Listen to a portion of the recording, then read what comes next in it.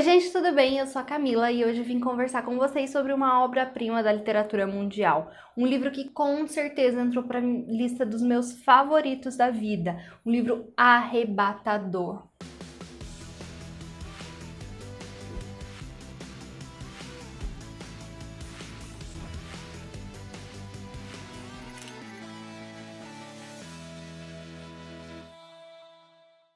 O livro de hoje é Os Miseráveis, do autor Victor Hugo. Não se espantem, ele é grande sim, é um calhamaço de 1.500 e poucas páginas, exatamente 1.510 páginas, mas eu prometo para você que você vai ler sem nem perceber as páginas passarem. A história é tão cativante, tão bem construída, que vale muito a pena você tirar um tempinho aí da sua vida para ler esse livro aqui. A história começa em 1815, onde o nosso personagem principal, o Jean Valjean, ele tá saindo das galés. O que eram as galés? Eram as prisões onde os condenados eles faziam trabalhos forçados.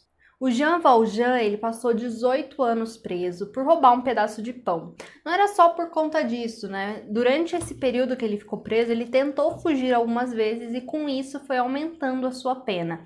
E aí no total ele cumpriu 18 anos. Quando ele finalmente consegue sair, ele recebe um passaporte amarelo, que é uma identificação, uma espécie de identificação que diz que ele já foi um condenado.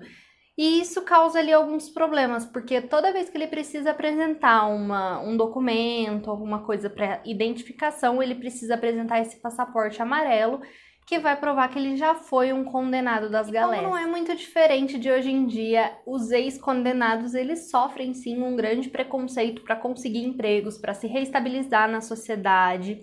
E isso acaba dificultando um pouco a volta do Jean Valjean. Então ele vai tentando ali conseguir alguns empregos, mas toda hora eles descobrem que ele é um ex-condenado e expulsam ele do local, até que ele vai caminhando e chega até um vilarejo.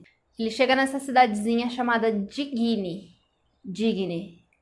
onde ele já tá ali com fome, tá cansado, ele vai entrar numa hospedaria, vai pedir um prato de comida, porque ele tem ali algumas moedas que ele conseguiu em alguns trabalhos que ele foi fazendo no caminho, e eles vão dizer pra ele que na verdade ele não pode ficar ali, que não tem lugar na hospedaria pra ele e que não tem comida pra ele. Mas na verdade é por conta do passaporte amarelo, é por conta dele ser um ex-condenado. Ele vai então caminhando, pedindo ajuda de porta em porta e ninguém aceita ajudar ele, até que uma pessoa fala pra ele, olha, talvez se você for na casa do bispo, ele possa te ajudar. E ele vai até a casa do bispo.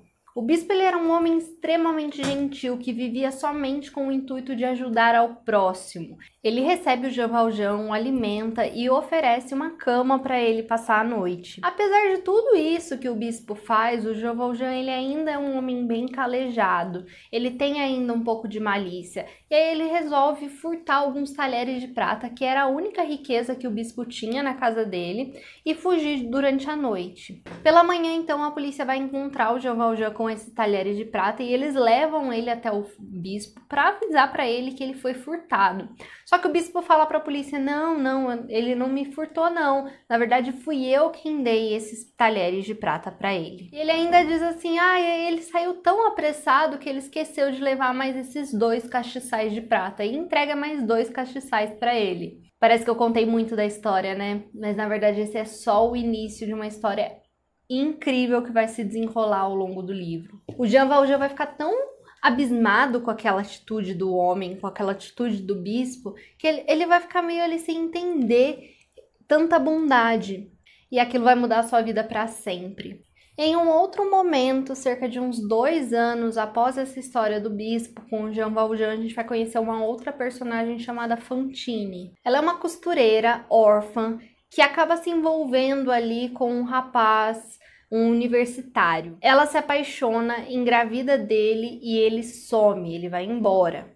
Com uma filha para criar, ela acaba conhecendo um casal chamado Thénardier, que eles têm ali uma espécie de hospedaria, uma taberna, e eles têm mais outras 2 filhas.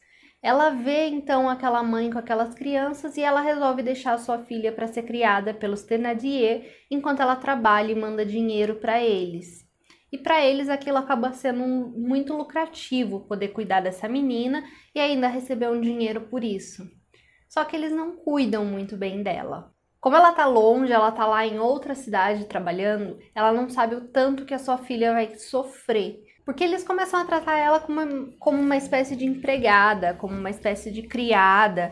Então, a menina já tem que trabalhar, ela não pode brincar, ela não tem roupas, ela não tem sapatos. Todo o dinheiro que a Fantine manda para criar a filha, que é a Cosette, todo o dinheiro que ela manda, eles acabam ficando para ele. Toda vez eles pedem mais dinheiro, dizendo que a menina tá doente, dizendo que a menina tá passando frio.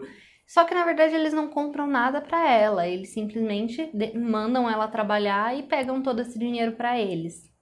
Ao longo dessa história, então, esses personagens vão se conectando. Em um certo momento, a Fantine vai conhecer o Jean Valjean. Mais pra frente, o Jean Valjean vai virar uma espécie de guardião da Cosette. E, enfim, essas histórias vão se desenrolando. O que mais me encantou nessa história foi ver toda a construção desses personagens.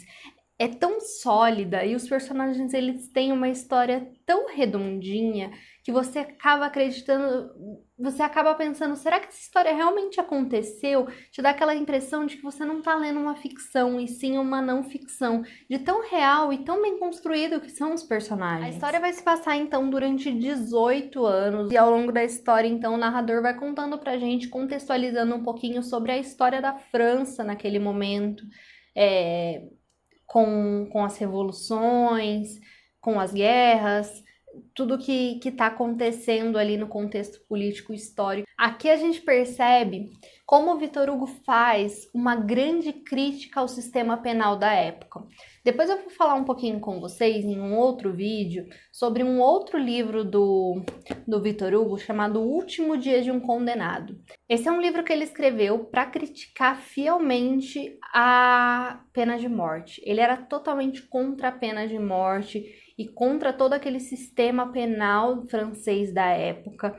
Então ele escreve esse livro, O Último Dia de um Condenado, para criticar isso, mas aqui nos Miseráveis a gente percebe muito essa crítica do autor. Outro livro que eu li e que eu indico também é A Tentação do Impossível, do Mário Vargas Llosa. Esse é um livro que foi um estudo que o Llosa fez a respeito dos Miseráveis. É muito legal também para você ter uma perspectiva um pouco diferente da história. Acho que vale a pena conhecer também, fazer essa leiturinha conjunta aqui desses dois livros. Aqui ele traz também alguns aspectos da escrita e da vida do autor.